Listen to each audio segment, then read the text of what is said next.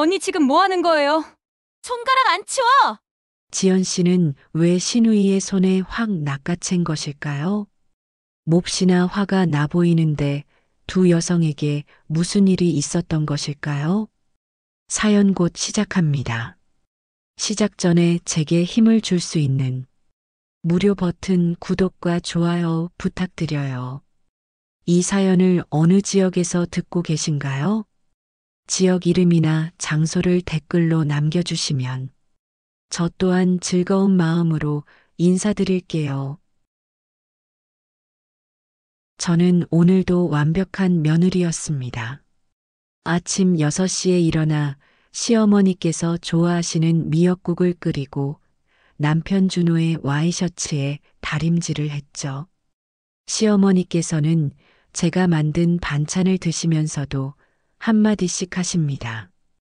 김치찌개가 좀 싱겁다, 나물이 간이 좀 세다, 뭐 그런 식으로요. 전 그때마다 죄송하다며 고개를 숙였습니다. 결혼한 지 3년이 지났지만 여전히 시댁에서는 조심스럽거든요. 어머님, 내일 새 아파트로 이사 가는 거 맞죠? 짐은 제가 다 챙겨놨어요. 그러니까 지연아, 너도 참 고생이 많구나. 그런데 말이야, 미경이가 내일 와서 도와준다고 하니까 너무 신경 쓰지 말고 있어. 신우이 미경 씨 얘기가 나오자 제 가슴이 조금 답답해졌습니다. 미경 씨는 저보다 3살 어리지만 항상 저를 무시하는 듯한 태도를 보이거든요. 특히 제가 초등학교 교사라는 걸 알고 나서부터는 더욱 그랬죠. 언니는 아이들이나 가르치니까 편하겠어요. 저희는 회사에서 얼마나 치이는데 그런 말을 들을 때마다 할 말이 목구멍까지 올라왔지만 꼭 참았습니다. 가정의 평화가 먼저니까요. 준호는 그런 제 마음을 아는지 모르는지 늘 미안하다는 표정만 지을 뿐이었어요. 때로는 그 미안한 표정이 더 속상하기도 했지만 그것마저 혼자서 삼켜야 했죠. 새 아파트는 신혼집보다 훨씬 넓고 좋았습니다. 시어머니께서 목돈을 보태주셔서 가능한 일이었거든요. 그래서인지 더욱 감사한 마음으로 시댁을 모셔야겠다는 생각이 들었어요. 짐을 정리하면서 발견한 제 대학 시절 사진을 보니 문득 이상한 기분이 들었습니다. 사진 속의 저는 지금보다 훨씬 밝고 당당한 표정을 하고 있었거든요. 언제부터인가 거울을 볼 때마다 조심스러운 표정부터 짓게 되었나 싶어서요. 오늘 학교에서도 아이들이 물어봤어요. 선생님, 왜 요즘 웃을 때 눈이 안 웃어요? 아이들은 정말 솔직하죠. 저도 모르게 웃음이 어색해진 걸 다들 눈치채고 있었나 봅니다. 괜찮다, 선생님은 괜찮아. 그렇게 말하면서도 정말 괜찮은 건지 확신이 서지 않았어요. 집으로 돌아오는 길에 마트에 들러 내일 가족들이 오실 때 대접할 음식 재료를 샀습니다. 시어머니께서 좋아하시는 갈비찜 재료와 미경 씨가 즐겨 드시는 과일까지요. 계산하면서도 은근히 부담스러운 금액이었지만 가족이니까 당연한 일이라고 생각했어요. 집에 와서 준호에게 말했습니다. 자기야, 내일 어머님이랑 미경이 언니 오시는데 갈비찜 해드릴 거야. 미리 준비해놔야겠어. 준호가 고마워한다며 제 어깨를 두드렸지만 왠지 그 손길이 무겁게 느껴졌어요. 이제 곧 이사할 새 집에서도 저는 완벽한 며느리가 되어야 할 텐데 과연 언제까지 이런 제 모습을 유지할 수 있을지 문득 궁금해졌습니다. 새 아파트에서의 첫 번째 가족 모임이었습니다. 아침부터 부지런히 준비한 갈비찜 냄새가 집 안가득 퍼져 있었어요. 시어머니께서는 새 집 곳곳을 둘러보시며 만족스러워 하셨고 저도 덩달아 기분이 좋아졌죠. 역시 우리 지연이가 살림 잘한다니까. 이 집도 금세 정리가 다 됐네. 어머님의 칭찬에 얼굴이 환해졌습니다. 이런 순간들 때문에 힘든 일들도 견딜 수 있었거든요. 그런데 미경 씨가 도착하면서 분위기가 묘하게 바뀌기 시작했어요. 언니, 진짜 이사 온 지 하루 만에 이렇게 다 정리했어요. 대단하네요. 겉으로는 칭찬 같았지만 어딘지 비꼬는 듯한 톤이 섞여 있었습니다. 저는 그냥 웃으며 넘어갔어요. 미경아, 너도 앉아서 갈비찜 먹어봐. 언니가 정성껏 만들었어. 준호가 분위기를 띄우려고 했지만 미경 씨의 표정은 여전히 시큰둥했어요. 식사 중에 시어머니께서 새 집 자랑을 하셨습니다. 이 집은 학군도 좋고 지연이가 학교 다니기도 편할 거야. 우리 며느리는 참 운이 좋아. 그때 미경 씨가 젓가락을 내려놓으며 말했습니다. 맞아요. 언니는 정말 운이 좋으시죠. 교사니까 방학도 많고 애들이나 가르치면서 편하게 사시잖아요. 순간 제 손이 멈췄습니다. 애들이나 가르친다는 표현이 마음에 깊이 박혔거든요. 미경아, 그런 식으로 말하는 건 아니지. 준호가 제지했지만 미경 씨는 아무렇지도 않다는 듯 계속했어요. 아니에요. 오빠 사실이잖아요.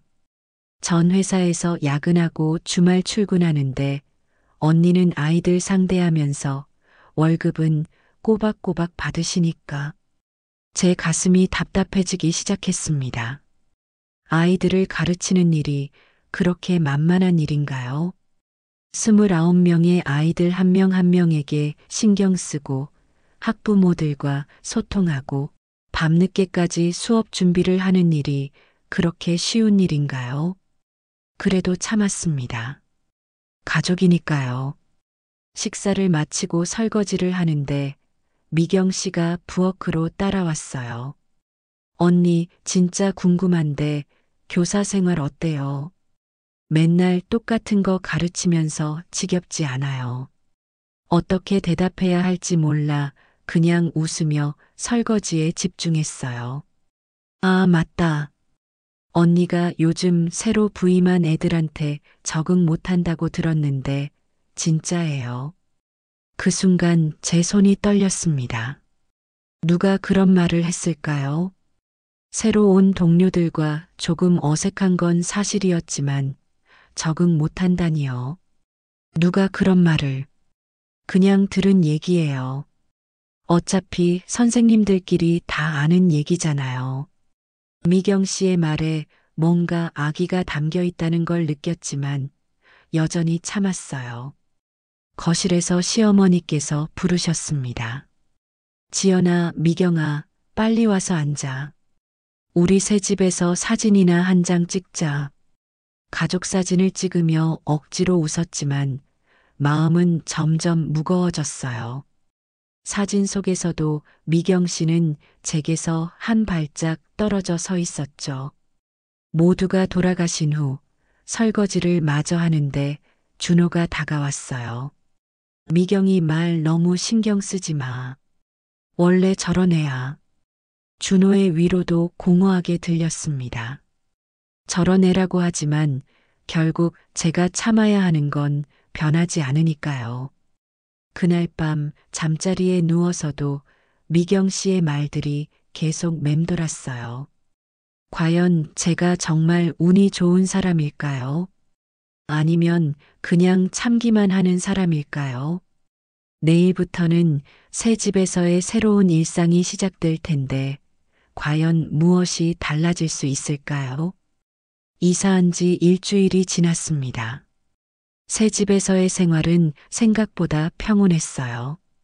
학교에서도 더 가까워졌고 아이들과의 수업도 예전보다 활기차게 진행할 수 있었죠. 하지만 그 평온함은 오래가지 못했습니다. 토요일 오후 갑자기 미경 씨가 찾아왔어요. 준호는 회사에 급한 일로 나가고 없는 상황이었죠. 언니, 안녕하세요. 오빠 없어요. 준호는 회사 일로 나갔어요. 들어오세요. 억지로 웃으며 맞이했지만 솔직히 반갑지 않았어요. 미경 씨와 둘만 있는 게 불편했거든요. 미경 씨는 거실을 둘러보더니 소파에 앉았습니다. 와, 진짜 집이 좋네요. 언니는 참 복이 많으시네. 또 그런 식으로 말하시는군요. 제가 차를 준비하겠다고 하자 미경 씨가 손을 저었어요. 됐어요. 오래 있을 거 아니니까. 그보다 언니 요즘 학교 어때요? 듣기로는 좀 힘들다던데. 순간 가슴이 철렁했어요. 누구한테서 그런 말을 들었을까요? 별일 없어요. 누가 그런 말을. 아, 언니 동창 중에 제 회사 다니는 사람이 있거든요. 그 언니가 그러더라고요. 지연이가 요즘 학교에서 좀 떠돌이 같다고. 그 순간 머리가 하얗게 변했어요. 떠돌이라니요. 새로 부임한 학교에서 적응하려고 노력하는 게 그렇게 보였다는 건가요? 그런 표현은 좀. 아니에요. 나쁜 뜻이 아니라 그냥 아직 적응 못했다는 뜻이죠. 뭐 언니 성격상 어쩔 수 없는 것 같은데. 제 성격상 어쩔 수 없다고요. 제가 뭘 잘못했다는 건가요? 언니는 원래 좀 소심하시잖아요. 여기 와서도 이웃들이랑 별로 어울리지도 않고 그때까지도 참고 있었어요. 하지만 미경 씨는 계속했습니다. 사실 어머니도 걱정하세요. 언니가 너무 집에만 있어서 답답하다고. 시어머니까지 저를 걱정한다고 하니 뭔가 서러워졌어요.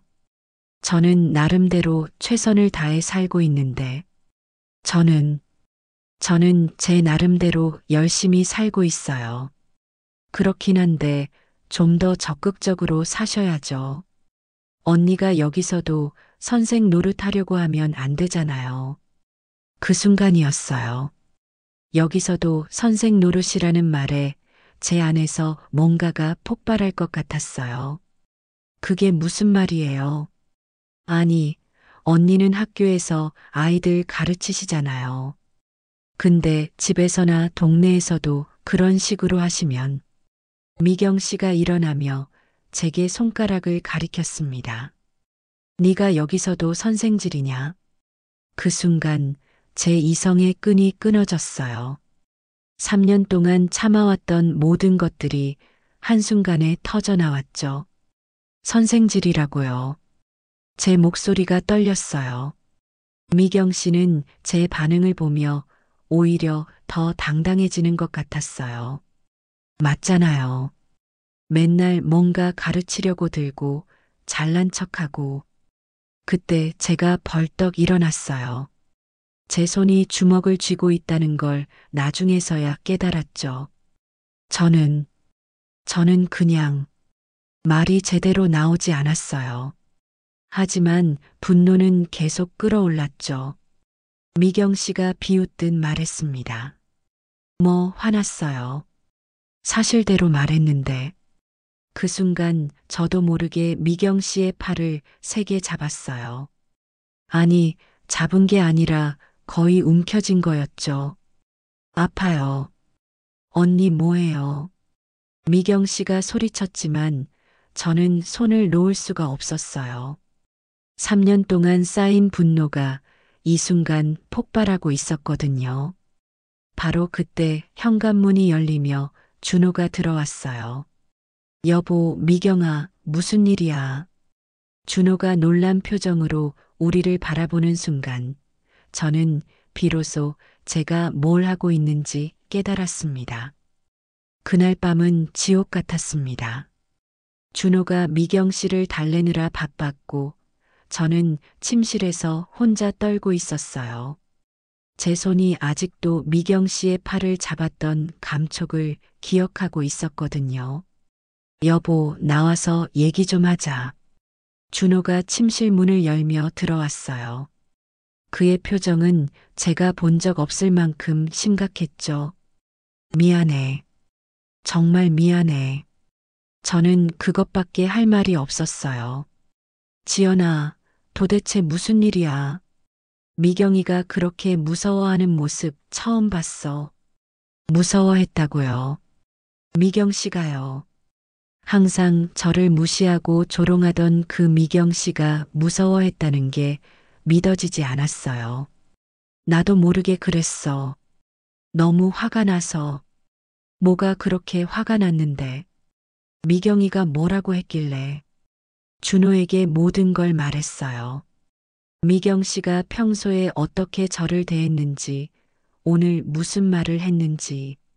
하지만 준호의 반응은 제가 기대한 것과 달랐어요. 그런 거 가지고 그렇게까지. 그런 거라고요. 제가 3년 동안 참아온 게 그런 거라고요. 목소리가 높아졌어요. 준호가 깜짝 놀라며 저를 바라봤죠. 여보, 진정해.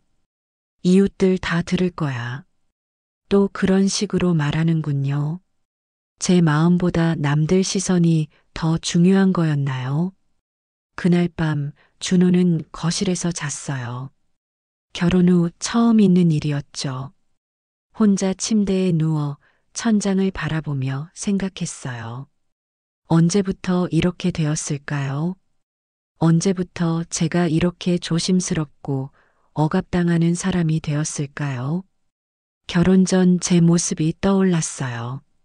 대학에서는 학생회 활동도 했고 교육 실습 때는 아이들한테 인기가 많았죠.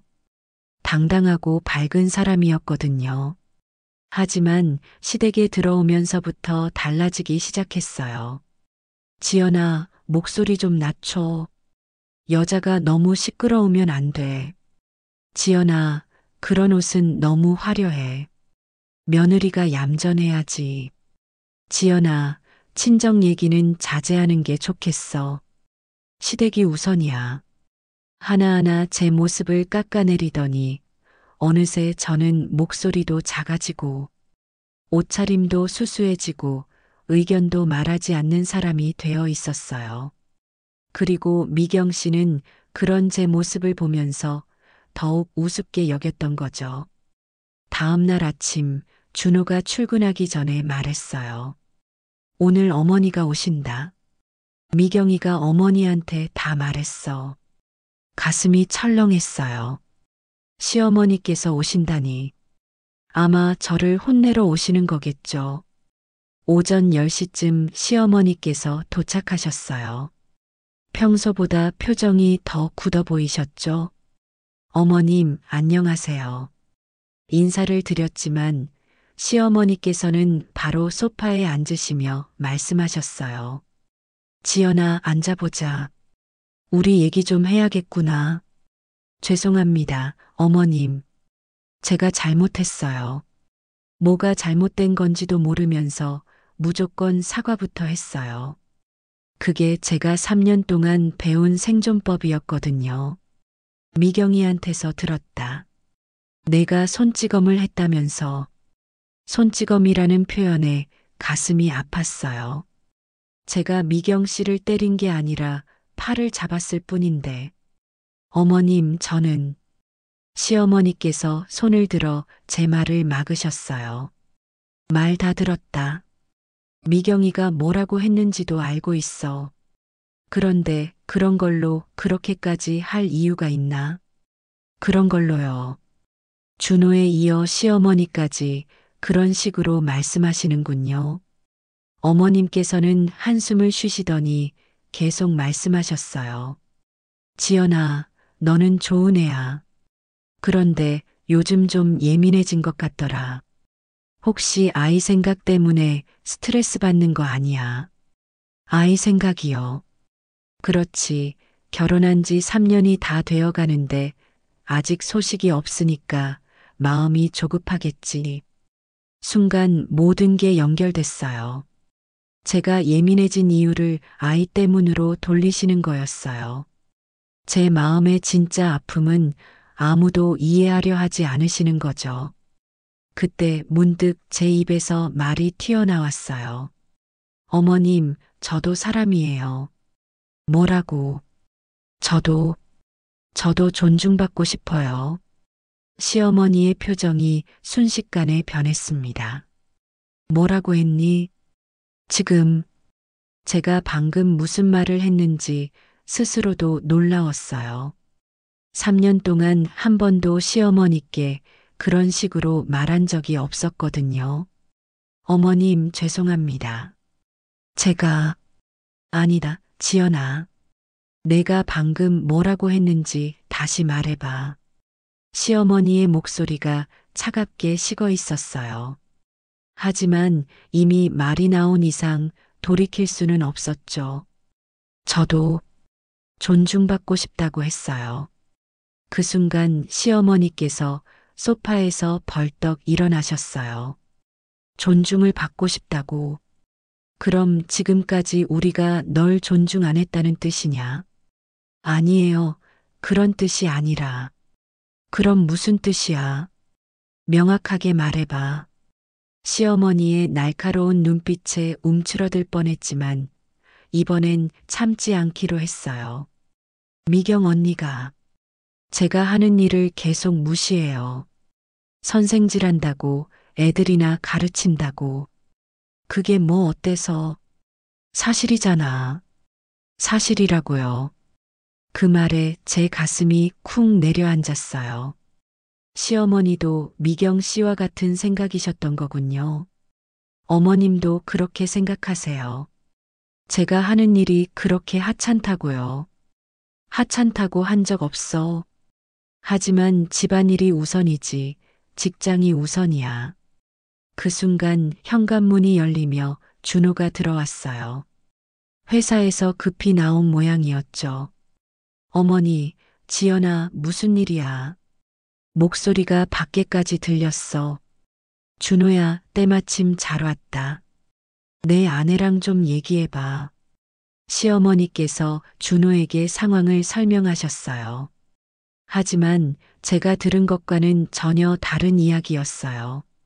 지연이가 자꾸 자기 직장 이야기만 하면서 우리가 존중 안 해준다고 그래. 미경이한테 손까지 댔으면서 말이야. 어머니, 그건 준호가 말하려 했지만 시어머니께서 계속하셨어요. 이 집안에서 누가 누굴 존중 안 했다는 거야. 새 집까지 마련해주고 살림살이 다 해주고. 저는 그 말을 들으며 뭔가 무너지는 기분이었어요. 제가 받은 도움을 은혜로 여기라는 뜻이었거든요. 어머님, 저는 그런 뜻으로 말한 게 아니에요. 그럼 무슨 뜻으로 말한 거야? 그때 또다시 현관문이 열렸어요. 미경 씨였습니다. 시어머니께서 부르신 모양이었어요. 어머니, 오빠, 언니. 미경 씨는 저를 보며 살짝 움츠러드는 표정을 지었어요. 어제 제가 그녀의 팔을 잡았던 일 때문이겠죠. 미경아, 와서 앉아라. 우리 가족회의 좀 해야겠다. 가족회의요. 갑자기 무거운 분위기가 되었어요. 시어머니께서 우리 모두를 거실에 앉히시더니 말씀하셨어요. 지연이가 요즘 좀 이상해. 미경이한테 손찌검하는 것도 그렇고 지금도 우리가 자기를 존중 안 해준다고 그래. 미경 씨가 저를 힐끔 보며 말했어요. 언니가 정말 그런 말씀을 하셨어요. 너희들 사이에 무슨 일이 있었는지 다 말해봐. 미경 씨가 어제 있었던 일을 설명했어요. 하지만 역시 제가 기억하는 것과는 다른 버전이었죠. 저는 그냥 언니가 새 동네에서도 너무 소극적이시니까 좀 더 적극적으로 지내시라고 조언한 거예요. 그런데 갑자기 화를 내시면서 조언이라고요. 제 목소리가 떨렸어요. 선생질한다고 하신 게 조언이에요. 그건 제가 말을 좀 잘못했을 수도 있지만 미경 씨가 말끝을 흐렸어요. 하지만 시어머니와 준호는 이미 미경 씨의 편에 서 있는 것 같았어요. 준호가 한숨을 쉬며 말했어요. 지연아, 미경이가 말을 좀 거칠게 했을 수는 있지만 그렇다고 해서 손을 댈 일은 아니잖아. 또다시 제가 잘못했다는 식으로 몰아가는군요. 시어머니께서 결정적인 말씀을 하셨어요. 지연아, 솔직히 말해. 요즘 너 상태가 좀 이상해. 혹시 마음의 병이 있는 거 아니야? 마음의 병이라고요. 그 말에 저는 완전히 무너졌어요. 제가 지금까지 억울해했던 모든 감정들을, 존중받고 싶어 했던 모든 마음들을 병으로 치부하시는 거였어요. 저는 그냥 인간답게 대해달라고 했을 뿐이에요. 제 목소리가 점점 커졌어요. 저도 감정이 있고 자존심이 있고 꿈이 있는 사람이라고요. 거실이 조용해졌어요. 모두가 저를 이상한 사람 보듯 바라보고 있었죠. 바로 그때 제 휴대폰이 울렸어요. 학교에서 온 전화였습니다. 여보세요. 전화를 받는 제 목소리가 떨렸어요. 가족들이 모두 저를 지켜보는 상황에서 받는 전화였거든요. 지연 선생님이시죠? 교장 선생님이세요? 네, 교장 선생님. 안녕하세요. 급한 일이 있어서 연락드렸어요. 혹시 지금 시간 되시나요? 지금은 조금 어려운 상황이에요. 아, 그럼 나중에 다시 연락드릴게요. 그런데 한 가지만 말씀드리면 내일 교육청에서 우수교사 추천 관련해서 지연 선생님 이야기가 나왔어요. 우수교사 추천이요. 네, 작년부터 지연 선생님의 수업 방식이 화제가 되고 있었거든요. 아이들 성취도도 높아지고 학부모들 만족도도 최고예요. 저는 그 말을 들으며 눈물이 날 것 같았어요. 제가 하는 일을 인정해주는 사람이 있다는 게 이렇게 고마울 줄 몰랐어요. 감사합니다. 교장 선생님. 나중에 자세히 얘기해요. 수고하세요.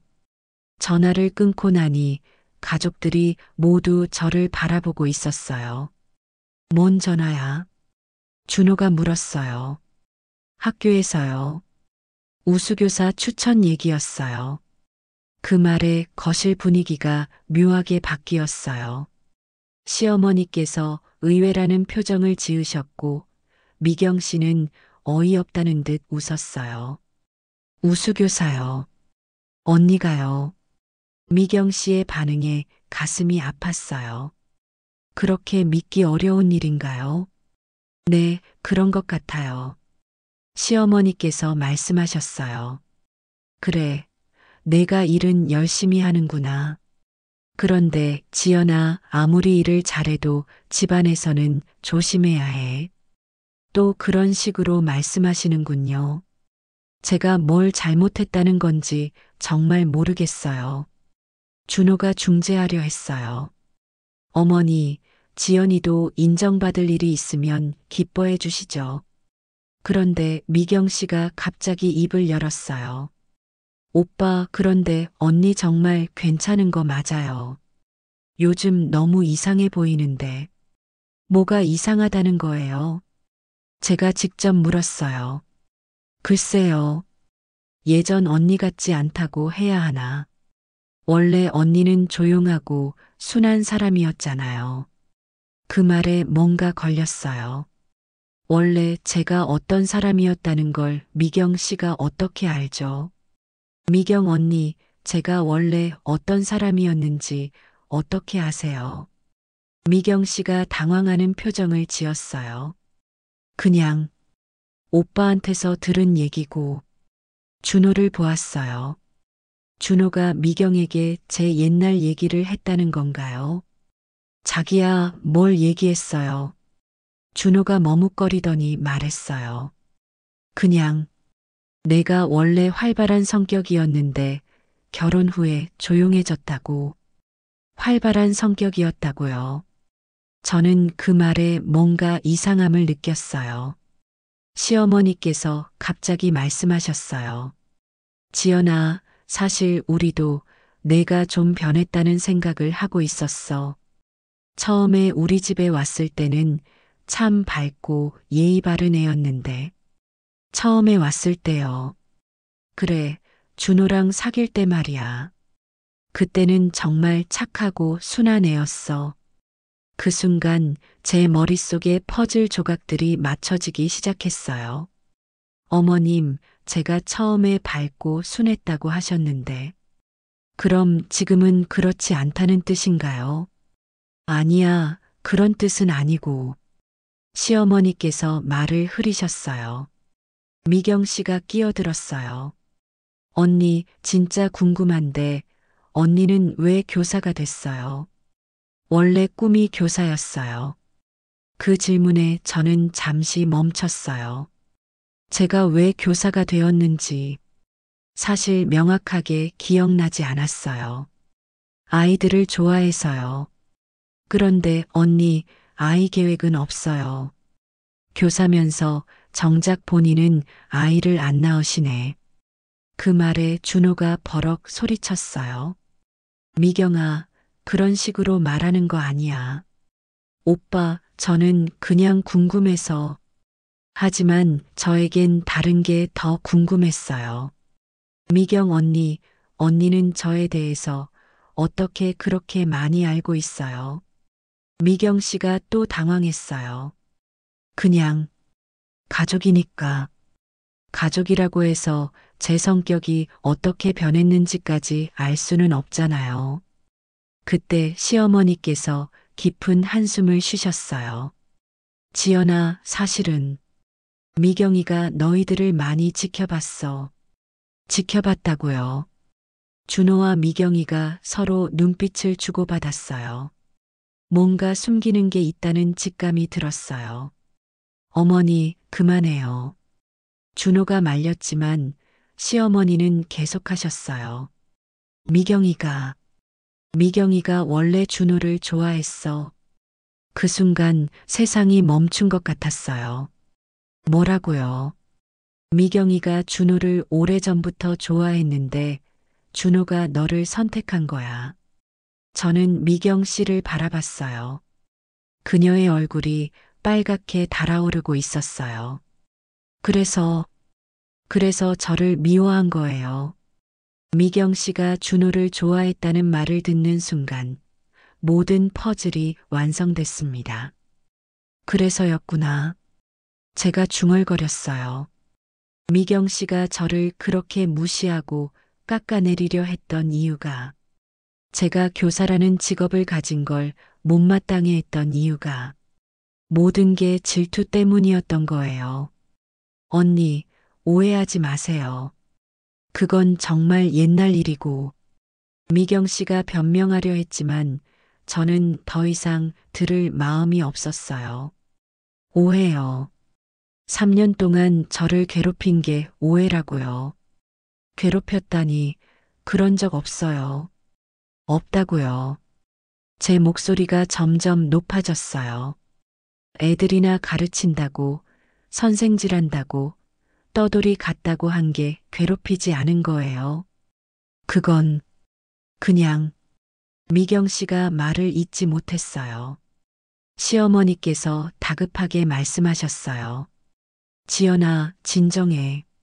미경이도 어렸을 때 일이야. 어렸을 때요. 미경 언니 29이에요. 어른이라고요. 준호가 중재하려 했어요. 여보, 일단 앉아서 차근차근. 차근차근이요. 저는 준호를 똑바로 바라봤어요. 자기는 알고 있었어요. 미경 언니가 자기를 좋아했다는 것도, 그래서 저를 미워한다는 것도. 준호가 당황해했어요. 그건 옛날 일이라서, 옛날 일이니까 상관없다는 거예요. 부인이 괴로워해도 상관없다는 거고요. 아니야, 그런 뜻이 아니라. 그럼 뭐예요? 왜 저한테 말 안 했어요? 왜 미경 언니가 저를 그렇게 대해도 그냥 넘어가라고만 했어요? 준호가 할 말이 없는 듯 고개를 숙였어요. 미경 씨가 갑자기 일어서며 소리쳤어요. 맞아요. 저는 오빠를 좋아했어요. 근데 그게 뭐 어때서요? 오빠는 언니를 선택했잖아요. 그래서요. 그래서 저한테 화풀이한 거예요. 화풀이가 아니라 진짜로 언니가 오빠한테 맞지 않는다고 생각했어요. 맞지 않는다고요. 네. 언니는 너무 소극적이고 재미없고 오빠 같은 사람한테는 그만해. 준호가 소리쳤지만 미경 씨는 계속했어요. 오빠는 원래 밝고 활발한 사람을 좋아했거든요. 언니 같은 사람 말고. 그 순간 제 안에서 뭔가가 폭발했어요. 그럼 나는 뭐예요? 제 목소리가 거실에 울려 퍼졌어요. 저는 소극적이고 재미없는 사람이에요. 그래서 존중받을 자격도 없는 거고요. 지연아, 시어머니께서 말리려 했지만 저는 멈출 수 없었어요. 좋아요. 제가 소극적이에요. 재미없어요. 그런데 그게 뭐가 잘못된 거예요? 조용한 사람은 사랑받으면 안 되는 거예요. 눈물이 흘러내렸어요. 저도 나름대로 열심히 살아왔어요. 아이들 가르치는 것도 좋아하고 남편 뒷바라지하는 것도 기꺼이 했어요. 그런데 왜 그게 잘못된 거예요? 미경 씨가 당황하며 말했어요. 어떤 뜻으로 말한 거예요? 3년 동안 저를 무시하고 조롱한 게 어떤 뜻이었어요? 저는 미경 씨가 말을 잇지 못했어요. 그때 제가 처음으로 정말 하고 싶었던 말을 했어요. 미경 언니, 준호가 언니를 선택하지 않은 건 언니 잘못이에요. 저 잘못이 아니라고요. 거실이 조용해졌어요. 준호가 저를 사랑해서 저와 결혼한 거예요. 그게 그렇게 받아들이기 어려워요. 미경 씨의 눈에 눈물이 고였어요. 언니는 몰라요. 오빠가 원래 어떤 사람인지. 뭔 소리예요? 오빠는 원래 저 같은 사람을 좋아했어요. 밝고 적극적인 사람을. 그 말에 준호가 벌떡 일어났어요. 미경아, 그만해. 오빠 사실이잖아요. 언니랑 사귀기 전에는 항상 활발한 여자친구들만 사귀었잖아요. 제 가슴이 철렁했어요. 준호야, 그게 사실이야. 준호가 고개를 돌렸어요. 여보, 그건 옛날 일이고, 옛날 일이면 상관없는 거예요. 그럼 저는 뭐예요? 그냥 가장 마지막에 만난 사람이라서 결혼한 거예요. 아니야, 그런 게 아니야. 그럼 뭐예요? 저를 사랑해서 결혼한 거 맞아요. 준호가 대답하지 못했어요. 그 침묵이 모든 걸 말해주고 있었죠. 시어머니께서 한숨을 쉬시며 말씀하셨어요. 지연아, 이제 그만하자. 다 지난 일이야. 지난 일이 아니에요. 저는 일어서서 가족들을 차례로 바라봤어요. 저는 이제 더 이상 참지 않을 거예요. 제가 소극적이든 재미없든 그래도 존중받을 권리는 있어요. 준호가 저에게 다가왔어요. 여보, 우리 다시 얘기해보자. 뭘 더 얘기해요? 이미 다 끝났어요. 저는 침실로 들어가며 문을 닫았어요. 그리고 처음으로 문에 자물쇠를 걸었습니다. 침실에서 하루를 보냈습니다. 준호가 몇 번이나 문을 두드렸지만 열어주지 않았어요. 시어머니와 미경 씨는 언제 돌아가셨는지 집이 조용해졌죠. 그날 밤 문득 제 휴대폰이 울렸어요. 예상과 달리 교장 선생님이셨어요. 지연 선생님, 늦은 시간에 죄송해요. 낮에 통화가 끊겨서 걱정이 되어서요. 아, 네. 괜찮습니다. 목소리가 쉬어 있었어요. 혹시 무슨 일 있으세요? 목소리가 좀. 저는 잠시 망설이다가 솔직하게 말했어요. 사실, 집에서 좀 힘든 일이 있었어요. 그렇군요. 지연 선생님, 혹시 시간 되시면 내일 학교에 잠깐 나와 주실 수 있어요. 우수교사 추천권도 있고 상담도 좀 해드리고 싶어서요. 네, 알겠습니다. 전화를 끊고 나니 조금 마음이 진정되었어요. 적어도 학교에는 저를 인정해주는 사람들이 있다는 생각이 들었거든요. 다음 날 아침 조심스럽게 침실 문을 열었어요. 거실에서는 준호가 소파에서 잠들어 있었죠. 학교에 다녀올게요. 작은 목소리로 말하자 준호가 눈을 떴어요. 여보, 우리 얘기 좀 해. 나중에 해요. 학교에 가서 교장 선생님과 긴 대화를 나눴어요. 우수교사 추천뿐만 아니라 제 개인적인 고민도 들어주셨죠. 지연 선생님, 선생님은 정말 훌륭한 교사예요. 아이들이 선생님을 얼마나 좋아하는지 아세요? 정말요? 네, 그리고 학부모들도 마찬가지고요. 본인이 생각하는 것보다 훨씬 많은 사람들이 선생님을 인정하고 있어요. 그 말을 듣고 눈물이 났어요. 집에서는 인정받지 못했던 제 가치를 이곳에서만큼은 확인할 수 있었거든요. 집으로 돌아오는 길에 마트에 들렀어요. 오랜만에 제가 좋아하는 음식 재료를 샀죠. 시댁 가족들 입맛에 맞추지 않고 오직 제 취향대로요. 집에 도착하니 현관에 준호의 구두만 있었어요. 시어머니와 미경 씨는 돌아가신 모양이었죠. 준호가 부엌에서 라면을 끓이고 있었어요. 여보, 왔구나. 네. 우리 진짜 얘기해야 할 것 같아. 그래요. 거실에 앉아서 처음으로 진솔한 대화를 나눴어요. 준호가 먼저 입을 열었어요. 미안해. 정말 미안해. 내가 미경이 마음을 알면서도 너한테 말 안 한 것도, 내가 힘들어하는 걸 보면서도 그냥 넘어가라고만 한 것도, 저도 할 말이 있었어요. 저도 미안해요. 그렇게 화를 낼 줄 몰랐어요. 하지만 뭐야. 더 이상은 예전처럼 살 수 없어요. 준호가 고개를 끄덕였어요. 알겠어. 그럼 어떻게 하고 싶어? 저는 잠시 생각해보고 말했어요. 일단은 서로에게 솔직해져야겠어요. 당신이 저를 정말 사랑하는지 아니면 그냥 편한 상대라고 생각하는지. 준호가 제 손을 잡았어요. 사랑해. 정말 사랑해. 처음에는 내가 조용하고 안정적이어서 좋았던 게 맞아. 하지만 지금은 정말 사랑하는 거야.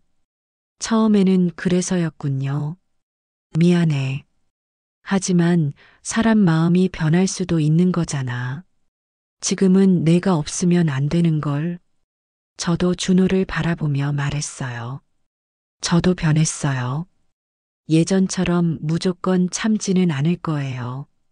그리고 미경 언니와는 당분간 만나고 싶지 않아요. 알겠어. 미경이 일은 내가 해결할게. 그리고 어머님께도 말씀드려야 해요. 저도 이 가족의 일원으로서 존중받고 싶다고. 준호가 깊이 생각하더니 말했어요. 우리 잠시 분가하는 게 어때?